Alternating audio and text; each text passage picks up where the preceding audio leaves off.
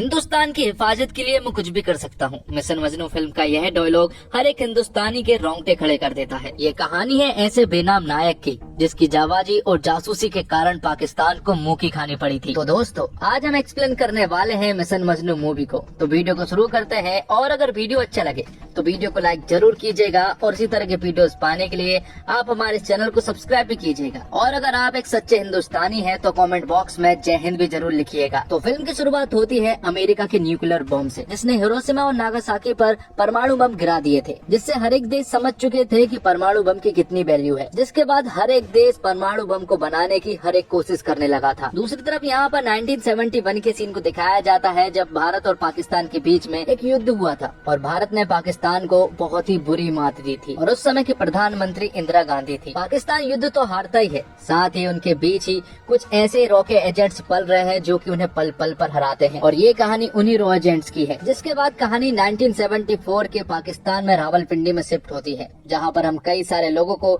नमाज पढ़ते हुए देख पाते हैं। साथ ही हम यहाँ पर तारिक नाम के एक लड़के को भी देख पाते हैं, और वो भी नमाज पढ़ रहा था। जिसके बाद जब सभी लोग नमाज पढ़ लेते हैं तो तारिक एक आदमी के पास जाता है जो कि दर्जी है, और उसका एक दफ्तर भी है, इसलिए तारिक उसके पास काम मांगने के लिए जाता है। दरअसल तारिक भी एक दर्जी है और वो इन कामों में बहुत एक्सपर्ट है। शुरुआत में तो वो आदमी काम देने से साफ इनकार कर देता है, लेकिन आखिर में मौलवी साहब के कहने पर तारिक को काम मिल जाता है। जिसके अगले दिन उसी दर्जी के दफ्तर को दिखाया जाता है, जहाँ पर एक आदमी तारिक का टेस्ट ले रहा होता है, और तारिक काफी अच्छे तरीके से टेस्ट को पास भी कर लेता है। और जब तारिक एक सुई में जब धागा डाल रहा होता है, तभी उसकी नजर एक लड़की पर पड़ती है, और उस लड़के का नाम होता है नसरीन। नसरीन देख नहीं सकती है, वो बचपन से ही अंधी है, और यहाँ पर तारिक को नसरीन से पहली नजर वाला प्यार हो चुका था। जिसके बाद तारिक नसरीन के पास रहने की हर एक कोशिश करता है। साथ ही नसरीन जब घर से निकलकर ऑटो के लिए वेट करती है, तो तारिक उसके लिए हर रोज एक ऑटो को रुकवाता है। तारिक को ऐसा लगता है कि नसरीन उसे देख नहीं सकती है, जबकि नसरीन उसके इत्र से हर रोज उसे महसूस करती है। और तब से नसरीन को ऑटो से नहीं जाना पड़ा, क्योंकि तारिक उसे हर रोज स्कूटर से छोड़ दिया करता था, और यहीं से उन दोनों की लव स्टोरी शुरू होती है। दोनों एक दूसरे से प्यार करने लगे थे, लेकिन एक दिन नसरीन के अब्बू उन दोनों को साथ में देख लेते हैं, और फिर अगले ही दिन नसरीन के अब्बू तारिक के दफ्तर पहुंच जाते हैं और उसे खूब चिल्लाते हैं और कहते हैं कि वो नसरीन से दूर रहे। लेकिन यहाँ पर तारिक नसरीन के अब्बू से साफ कह देता है कि वो नसरीन से प्यार करता है और उससे शादी करना चाहता है। दरअसल ये दफ्तर जिस आदमी का है वो नसरीन के अब्बू का साला है। तब वो नसरीन के अब्बू को समझाता है कि तारिक बहुत अच्छा लड़का है और वो नसरीन को हमेशा खुश रखेगा। और यहीं पर नसरीन भी मौजूद थी, जो कि अपने अब्बू से कहती है कि वो भी तारिक को पसंद करती है, और शायद तारिक से अच्छा लड़का उसे मिलेगा भी नहीं। तब नसरीन की ये सारी बातें सुनने के बाद नसरीन के अब्बू उन दोनों की शादी करवा देते हैं, और ये सीन यहीं पर कट होता है। जिसके बाद कहानी इंडिया में 18 मई 1974 में शिफ्ट होती है, जहाँ प्रधानमंत्री इंदिरा गांधी के नेतृत्व में भारत का पहला परमाणु परीक्षण किया गया था। यह एक शांतिपूर्ण परीक्षण था, जिसने भारत को छठा ऐसा देश बना दिया था जिसने परमाणु परीक्षण किया था। लेकिन इससे बाकी के देशों में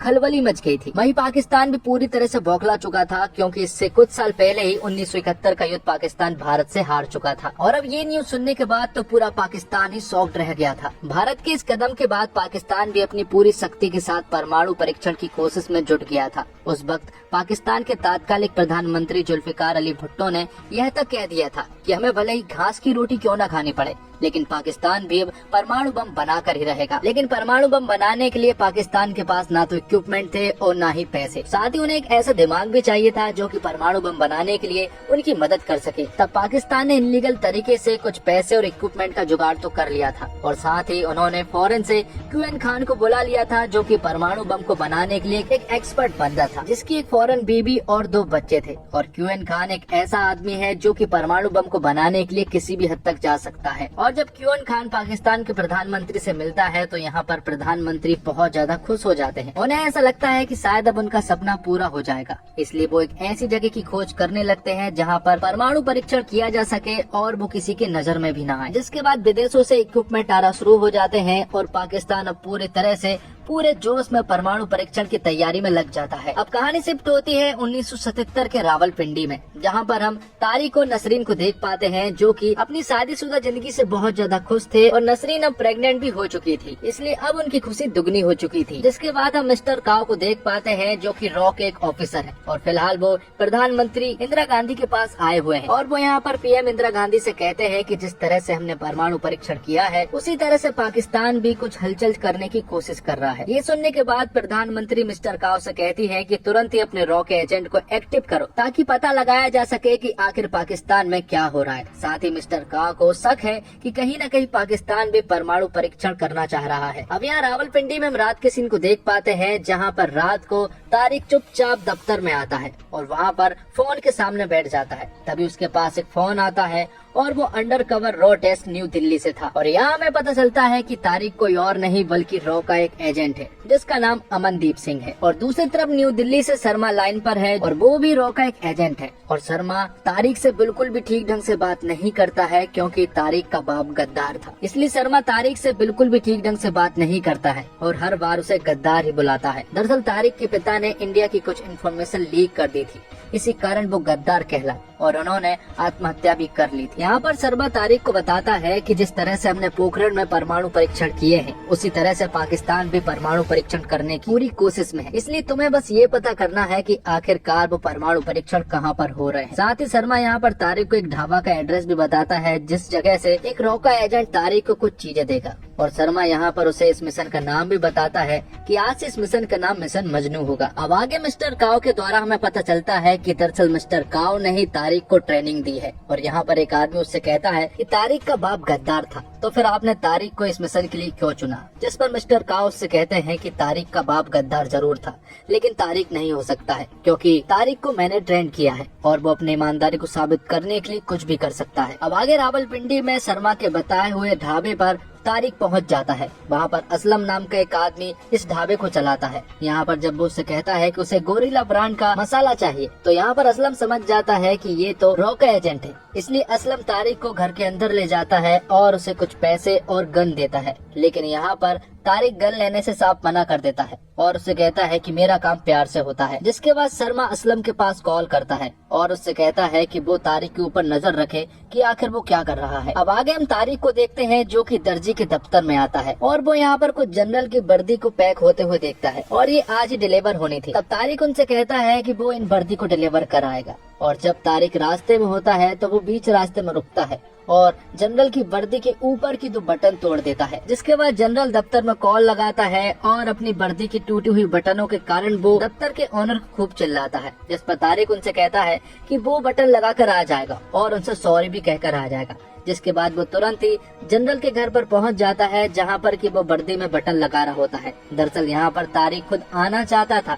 दरअसल वो ये पता करना चाह रहा था कि आखिर परमाणु परीक्षण कहाँ पर हो रहे हैं, लेकिन यहाँ पर वो जनरल तारिक को ज्यादा बातें तो नहीं बताता है, लेकिन वो उसे ये जरूर बता देता है कि वो भी परमाणु परीक्षण कर रहे हैं और वो परीक्षण वो रावलपिंडी के आसपास ही कर रहे हैं। जिसके बाद तारिक इन्वेस्टिगेशन करने में लग जाता है। हर वो जगह वो चेक करने लगता है जहाँ पर कि परमाणु परीक्षण किए जा सकते हैं, लेकिन फिलहाल तो तारिक को कुछ ज्यादा इन्फॉर्मेशन नहीं मिल पाई थी। अब रात को जब नसरीन को टॉयलेट लगती है तो वो तारिक से कहती है कि प्रेग्नेंट की अवस्था में बार बार टॉयलेट करने में उसे प्रॉब्लम होती है, इससे अच्छा तो ये होता कि उनके घर में एक अंग्रेजी टॉयलेट आ जाए। ये सुनने के बाद तो तारिक को कुछ याद आता है और वो अगले ही दिन एक हार्डवेयर की दुकान पर चला जाता है और वो पता करने की कोशिश करने लगता है कि आखिरकार अंग्रेजी टॉयलेट कहाँ मिलेगी। जिस पर कि वो आदमी तारिक से कहता है कि यहाँ पर अंग्रेजी टॉयलेट कहीं भी नहीं मिलेगी, वो सिर्फ ऑर्डर पर बनाई जाती है और अभी तक उसने सिर्फ एक ही अंग्रेजी टॉयलेट बनाई है। तब तारिक उस घर का पता पूछ लेता है जहाँ पर कि अंग्रेजी टॉयलेट बनाई गई थी। आगे हम इंडिया के सीन को देख पाते हैं जहाँ पर इंडिया में इलेक्शन हुए थे और इंदिरा गांधी के हाथों से अब सत्ता छिन चुकी थी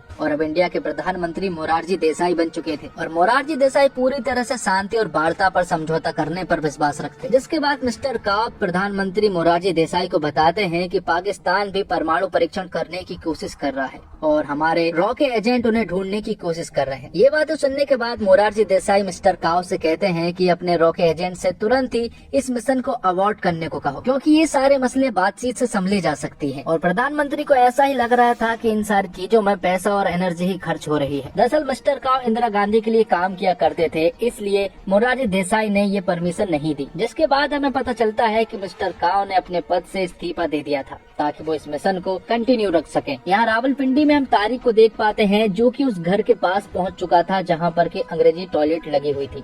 यहीं पर एक बूढ़ी औरत थी जो कि तारिक को बुलाती है और बातों ही बातों में वो तारिक को सारी इन्फॉर्मेशन दे देती है जो कि तारिक को जाननी थी। और फिर रात होते ही तारिक उस घर में घुस जाता है और अंग्रेजी टॉयलेट को चेक करने लगता है और वो देखता है कि यहाँ पर सचमुच ही अंग्रेजी टॉयलेट थी, जिससे कि वो समझ गया था कि विदेश से लोग जरूर आए थे। और साथ ही तारिक ये भी पता लगा लेता है कि आखिर इस घर में कौन कौन रुके थे, जिसमें कि एक बड़ा नाम सामने आता है और वो नाम AQ खान का था। अब रात होते ही तारिक शर्मा के पास कॉल करता है और वो AQ खान के बारे में बताने लगता है, लेकिन शर्मा यहाँ पर तारिक से सीधे मुंह बात ही नहीं करता है और वो उससे कहता है कि उसे सिर्फ ये पता करना है कि आखिर परमाणु परीक्षण कहाँ पर हो रहे हैं। उसे AQ खान में कोई भी इंटरेस्ट नहीं है। ये सारी बातें बताने के बाद तारिक जब दफ्तर से बाहर निकलता है तो वो बाहर नसरीन के अब्बू को देखता है और यहाँ पर अब्बू को तारिक के ऊपर शक भी हो जाता है। दरअसल नसरीन के अब्बू को तारिक के ऊपर शक ये होता है कि तारिक का किसी दूसरी औरत के साथ चक्कर है। वही दूर से असलम भी ये सब कुछ देख रहा होता है और असलम को ऐसा लगता है कि शायद तारिक अब पकड़ा जा चुका है,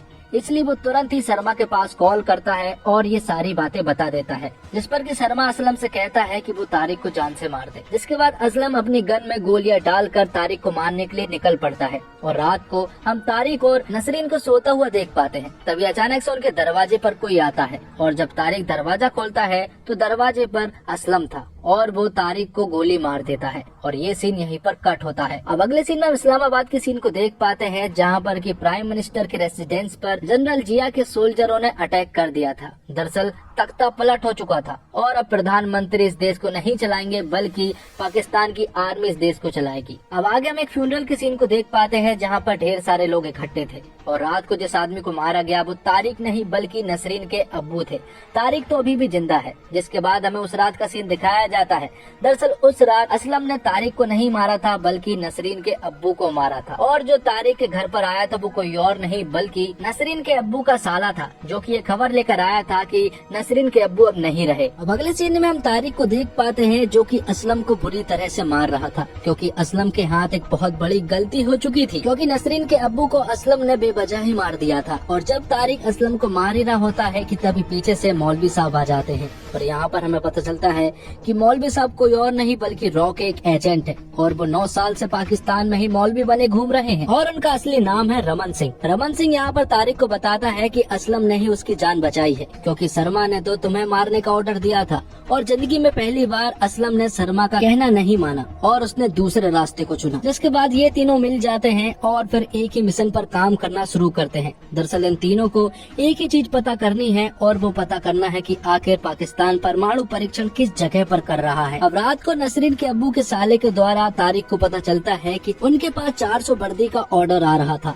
लेकिन वो ऑर्डर उनके हाथ से छिन गया और किसी हमीद नाम के बंदे के पास चला गया, जिससे तारिक को यही पता लग जाता है कि ये 400 वर्दी जरूर परमाणु परीक्षण के उन सोल्जरों के लिए होंगी। अब अगले सीन में हम इस्लामाबाद में जनरल जिया को देखते हैं, जो कि प्रधानमंत्री मोरारजी देसाई के पास कॉल करके वार्ता और समझौते की बात करते हैं। दोनों ही काफी शांतिपूर्ण और समझौते वाली बात करते हैं। जिसके बाद तारिक हमीद नाम के बंदे के पास जाता है जिसके पास 400 वर्दी का ऑर्डर है। तो तारिक उससे पता करने की कोशिश करता है कि आखिर ये वर्दी कहाँ पर जाने वाली है, लेकिन हमीद उसे बताता है कि वर्दी हमको खुद डिलीवर नहीं करनी है बल्कि आर्मी के ऑफिसर्स ही इन वर्दी को लेने के लिए आएंगे। तब तारिक को एक आइडिया आता है और अगले दिन जब सोल्जर वर्दियों को भरकर एक ट्रक में लेकर जा रहे होते हैं, तब तारिक, असलम और रमन सिंह नकली पुलिस ऑफिसर बन के उनसे ये पता कर लेते हैं कि आखिर ये वर्दी कहाँ पर जा रही है और उन्हें पता चलता है कि ये कहूटा नाम की एक जगह पर जा रही है। और फिर अगले दिन ये लोग कहूटा के लिए निकल पड़ते हैं और काफी देर तक छानबीन करने के बाद उन्हें पता चलता है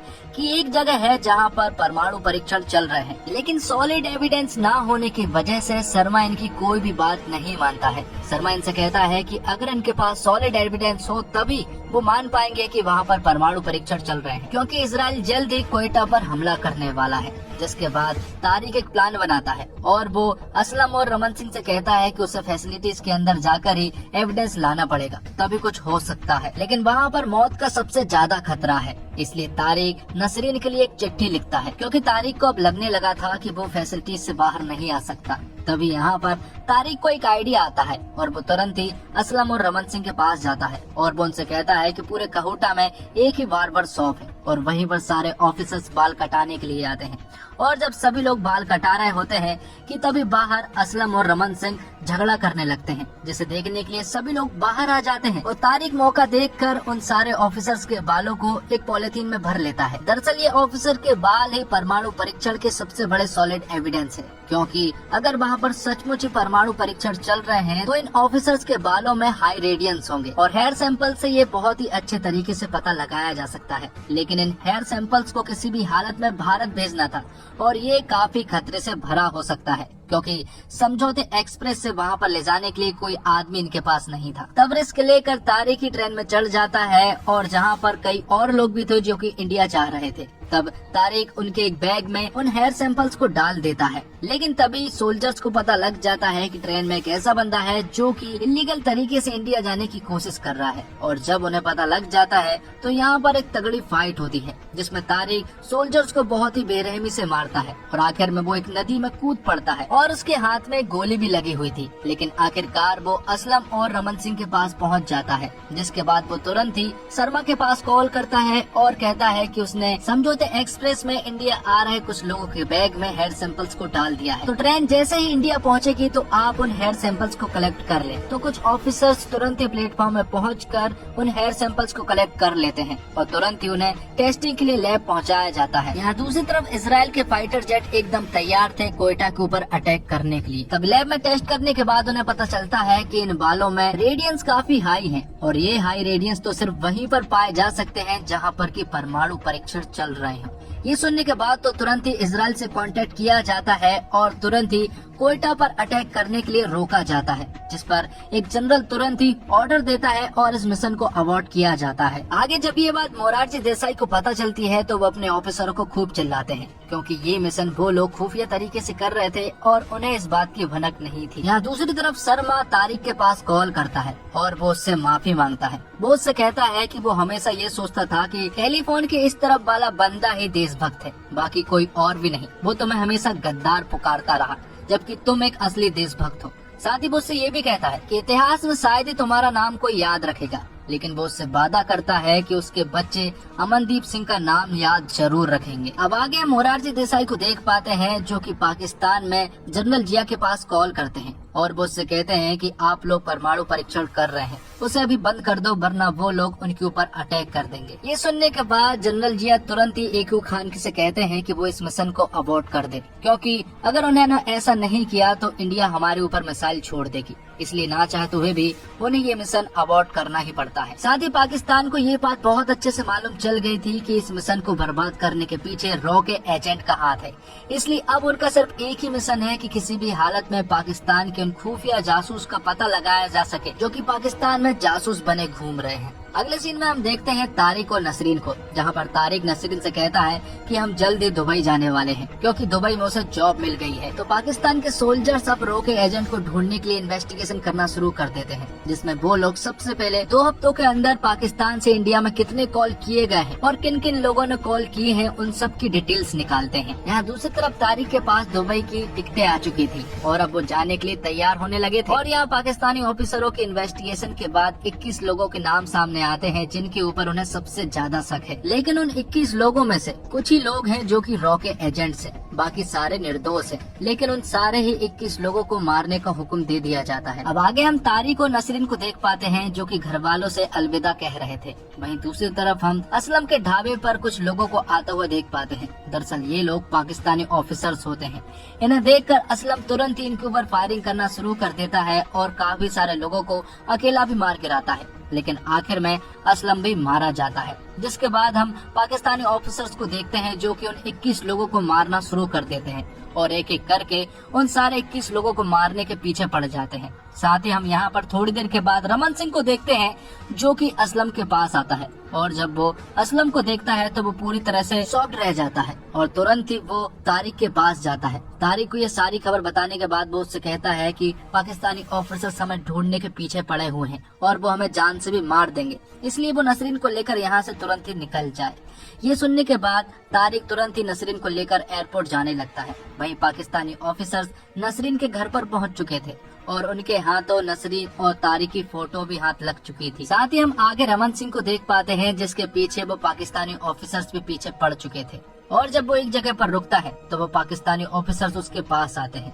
आखिर में रमन सिंह अपने घर वालों की फोटो देख रहा होता है और अपने हाथ की सिगरेट को वो नीचे फेंक देता है जहाँ पर पेट्रोल पड़ा हुआ था, और वो सीधा जाकर उसकी कार के पास जाता है, जिसके बाद एक बड़ा सा धमाका होता है जिसमें कि कई सारे लोग मारे जाते हैं और उनमें रमन सिंह भी मारा जाता है। यहाँ दूसरी तरफ तारिक और नसरीन एयरपोर्ट पहुँच चुके थे और फिर थोड़ी देर के बाद उनके पीछे पीछे वो पाकिस्तानी ऑफिसर्स भी आ जाते हैं जिनके पास तारिक और नसरीन की फोटो थी, जिससे उन्हें पता चल जाता है कि वो लोग यहीं पर है। तो वो यहाँ पर छानबीन करना शुरू कर देते हैं। तब तारिक नसरीन से कहता है कि उन दोनों की सीट अलग अलग है, इसलिए शायद उन दोनों को अलग अलग बैठना पड़ सकता है। और साथ ही तारिक नसरीन से कहता है कि वो उससे बहुत प्यार करता है, और साथ ही तारिक नसरीन से कहता है कि अपने होने वाले बेटे का नाम वो लोग अमर रखेंगे। जिसके बाद नसरीन को व्हील चेयर पर बैठाकर यहाँ से ले जाया जाता है, लेकिन तभी कुछ ऑफिसर्स उसकी तरफ देखकर उंगली बताते हुए उसके पासपोर्ट को चेक करने को कहते हैं। ये देखकर तारिक समझ जाता है कि अब वो पकड़े जाएंगे, इसलिए वो यहाँ पर खड़ा होकर भारत माता की जय करने लगता है, जिससे कि फिर उन सारे ऑफिसर्स का ध्यान तारिक के ऊपर आ जाता है और फिर यहाँ पर एक तगड़ी फाइट होती है जिसमें कि तारिक उन सारे सोल्जर्स को बेरहमी से मारता है।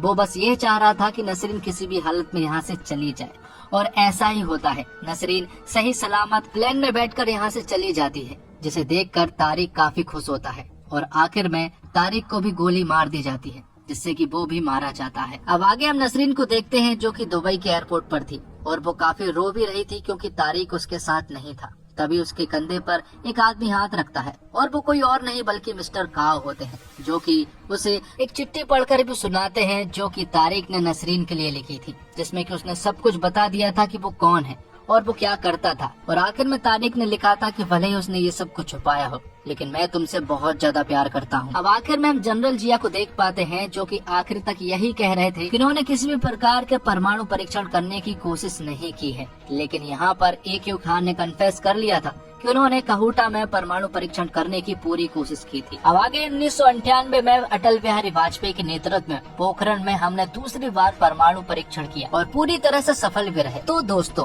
भारतीय जासूसों पर इससे पहले भी एक था टाइगर, बेबी, मद्रास कैफे, राजी, मुखबिर जैसी कई फिल्में बन चुकी है। निर्देशक के रूप में शांतनु बागची भी उसी धागे को पकड़ते हैं और उनकी स्टोरी लाइन भी कम दिलचस्प नहीं है और वो इस स्टोरी को एग्जीक्यूट करने में भी खरे उतरे हैं। फिल्म के फर्स्ट हाफ में निर्देशक कहानी और किरदारों को विकसित करने में बहुत सारा समय लगा देते हैं। असल मुद्दे पर आते आते काफी समय खर्च हो जाता है और तारिक और नसरीन की प्रेम कहानी काफी दिलचस्प है। जासूसी फिल्म का सबसे महत्वपूर्ण पहलू होता है रहस्य और रोमांच, और दोनों ही इस फिल्म में भरपूर मात्रा में है। और अभिनय की बात करें तो सिद्धार्थ मल्होत्रा तारिक और अमनदीप जैसे अनसंग हीरो की खूबसूरती और मजबूती से निभा ले जाते हैं। किरदार के तमाम रंगों में वे सहजता और सरलता से ढलते हैं। नेत्रहीन नसरीन की भूमिका में रश्मिका ने अपने चरित्र को मजबूती प्रदान करने की हर एक कोशिश सफल रही है और कुमुद मिश्रा एक बार फिर चमकते हैं। सारे हाशमी साबित करते हैं कि वे हर तरह की भूमिकाओं के साथ न्याय करने में सक्षम है। लंबे अंतराल के बाद परमिट सेठी को रॉ हेड के रूप में पर्दे पर देखना अच्छा लगता है। और इसी के साथ ये एक्सप्लेनेशन यहीं पर खत्म होता है।